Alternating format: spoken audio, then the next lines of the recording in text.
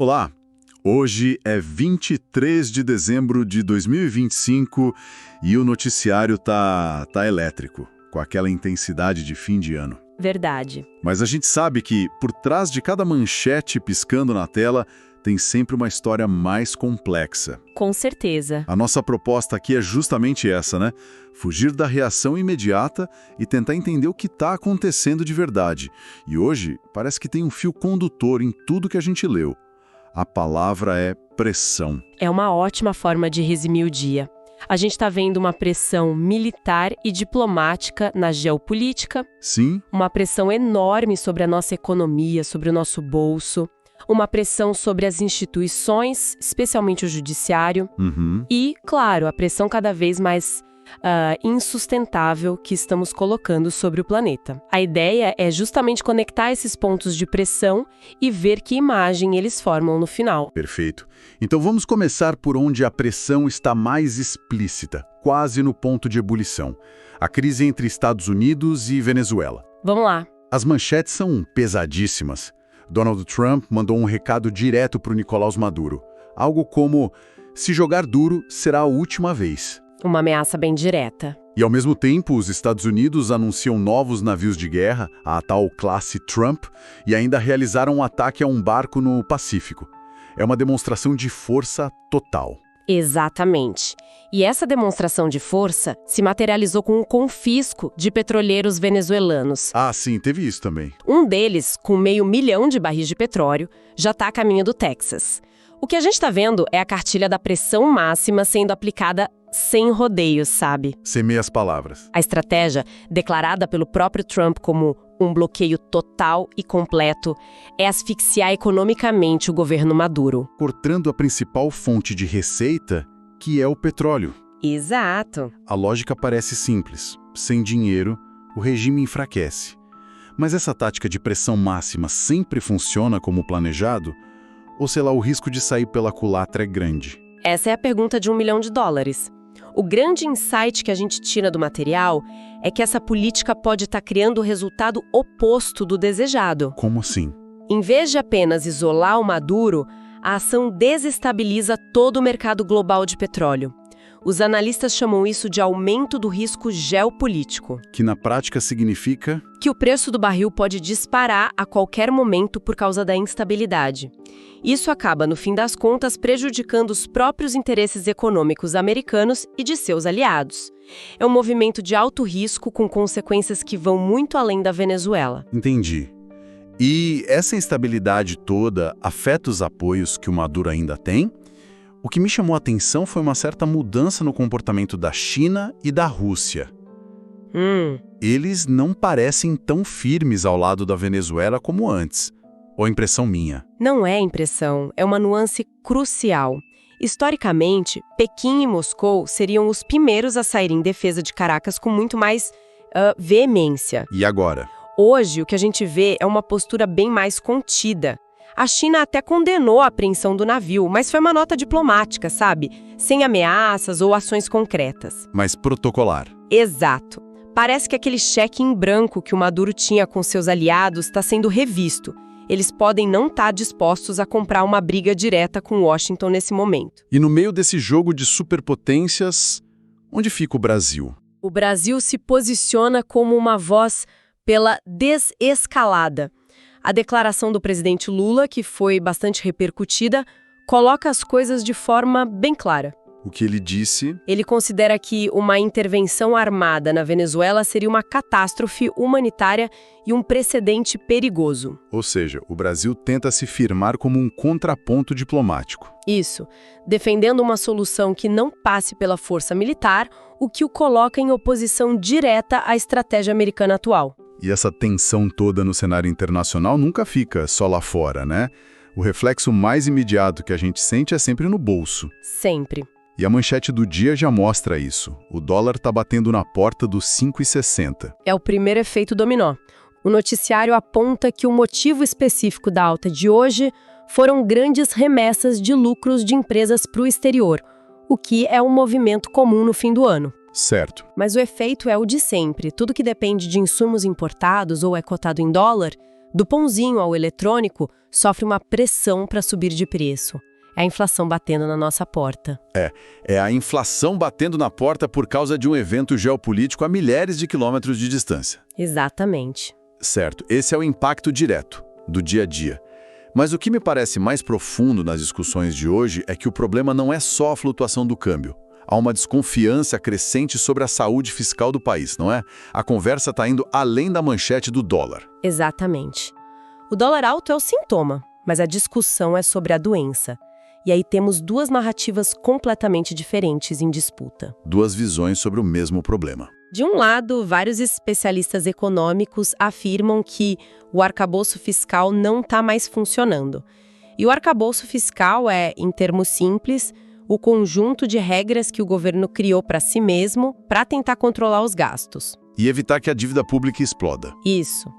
A crítica dessa corrente é que o governo está sendo otimista demais com as previsões de arrecadação, que na prática as contas não vão fechar. Ok, então a crítica desse grupo é que o governo está gastando demais e as regras não são fortes o suficiente para segurar isso. Basicamente.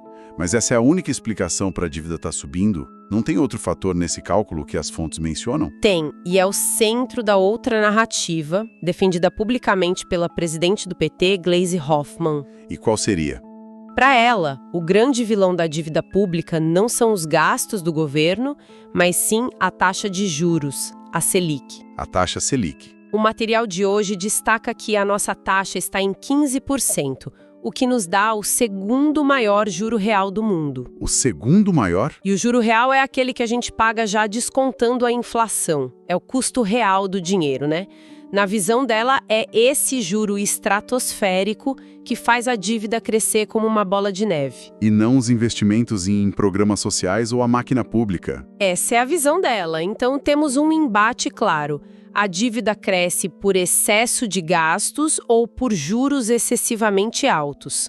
A resposta para essa pergunta define todo o futuro da política econômica do país. E falando em embates e pressões, o Poder Judiciário também está sob os holofotes com decisões e acusações que estão sacudindo Brasília. Bastante. A principal notícia do dia é a decisão do ministro Alexandre de Moraes, do Supremo, de conceder prisão domiciliar ao general Augusto Heleno. Sim, e é uma decisão com muitos detalhes importantes.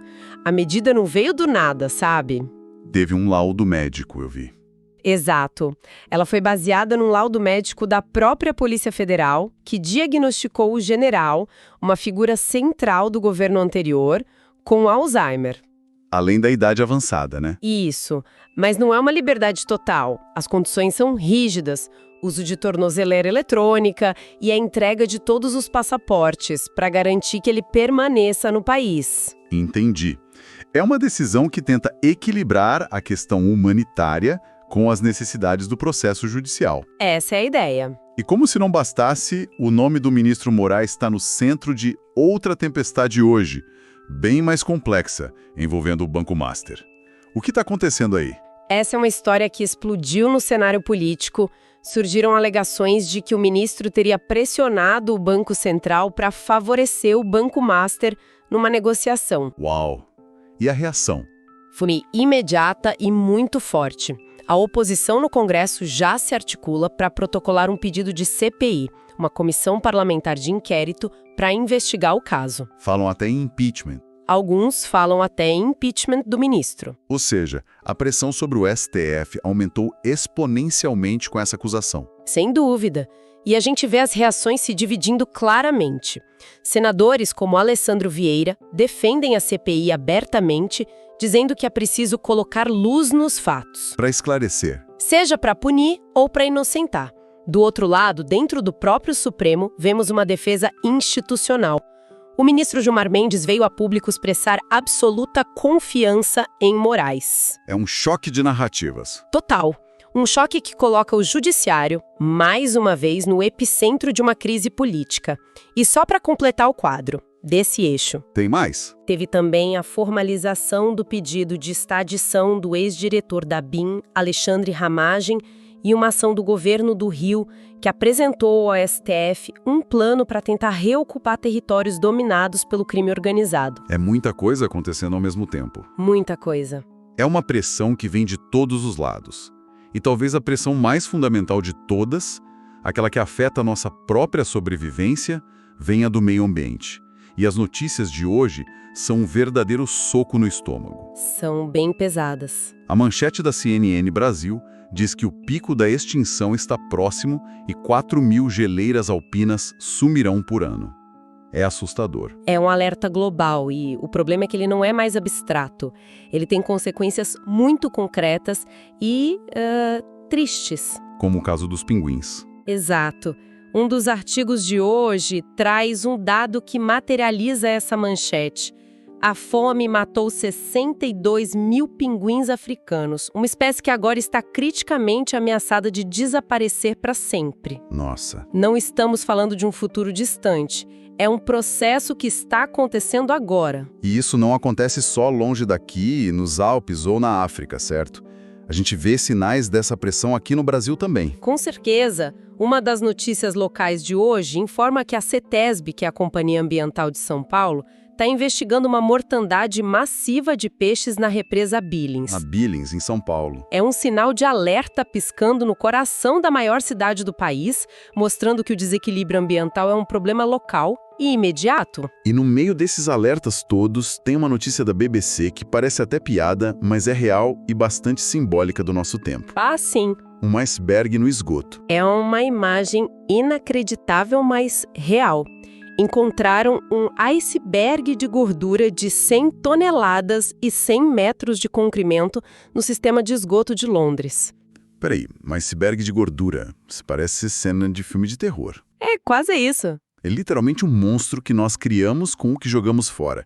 É uma imagem muito poderosa, para não dizer nojenta. É asqueroso, mas é um exemplo perfeito e impactante de um problema ambiental urbano. É um monumento bizarro ao nosso próprio desperdício. Um sintoma visível. Um sintoma visível de um sistema que não consegue processar os resíduos que a vida moderna produz. Uau! Então hoje foi o dia da pressão, em todas as frentes.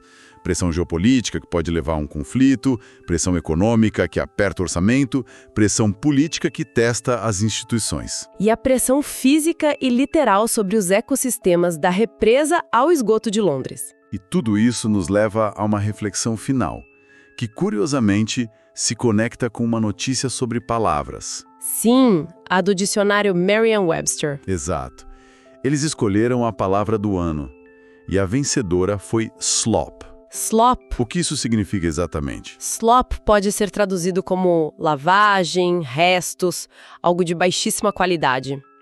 A escolha foi uma crítica direta à enxurrada de conteúdo ruim, superficial e muitas vezes gerado por inteligência artificial que está inundando a internet. Ah, entendi. É o ruído informacional no seu estado mais puro. Um oceano de conteúdo inútil, basicamente. Exatamente. E essa avalanche de slop torna o nosso trabalho de separar o sinal do ruído, de entender a pressão real por trás da manchete. Seja sobre Venezuela, o arcabouço fiscal ou o iceberg de gordura. Torna esse trabalho mais difícil e, ao mesmo tempo, mais crucial do que nunca. Isso deixa a gente com uma pergunta final para pensar, não é? Em um mundo onde somos bombardeados por manchetes e, cada vez mais, por esse slop digital, a habilidade de fazer uma pausa para realmente entender as causas e as consequências por trás da notícia talvez seja a ferramenta mais essencial que a gente tem para decifrar a realidade.